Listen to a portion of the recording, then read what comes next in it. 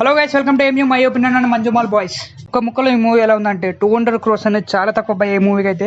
ఆ రేంజ్ ఉంటుంది మూవీ మాత్రం. మీలో ఎవరైనా ఈ మూవీని థియేటర్లో మిస్ అయ్యారా? థియేటర్లో మిస్ అయిపోయామే, ఇలాంటి సినిమా మన ఫ్రెండ్స్ తోటి ఎంజాయ్ చేయాల్సిన సినిమాని మన ఓటీటీలో చూస్తున్నామని చెప్పి చాలా బాధపడతారు. సో మూవీ చూడని వాళ్ళు ఎవరైనా ఉంటే ఎంబడే వెళ్ళి చూసేయండి. బేసిక్గా మలయాళం మూవీస్ అంటే అట్లీస్ట్ 1% అయినా బోర్ కొడతాయి మూవీస్. బట్ ఈ మూవీలో మాత్రం బోర్ కొట్టే సీన్స్ లేవండి. ప్రతిదీ ఎంగేజ్ సీన్.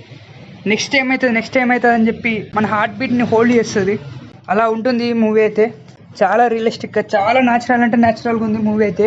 అండ్ ఇంకో విషయం ఏంటంటే ఈ మూవీలో నాకు చాలా బాగా నచ్చింది, ఒక లవ్ బీజియం తోటి ఒక ఇంటెన్స్ ఉన్న సీన్ని ఎలివేట్ చేయడం అంటే మామూలు విషయం కాదండి. అలా ఉంటుంది ఒక సీన్ అయితే ఈ మూవీలో. నాకైతే గూస్ బంప్స్ వచ్చినాయి ఆ సీన్కి అయితే. అండ్ ఈ movie OTT version, theatre version అనేది అవసరమే లేదు, పక్కా థియేటర్ వర్షన్. ఓటీటీలో చూస్తే మాత్రం కన్ఫామ్గా మీరు థియేటర్లో మిస్ అయిపోయారని ఫీల్ అవుతారు. It's my guarantee. ఇంతే అండి. ఈ మూవీ గురించి మాట్లాడుకుంటూ వెళ్ళిపోతే చాలా ఉంటుంది మాట్లాడడానికి.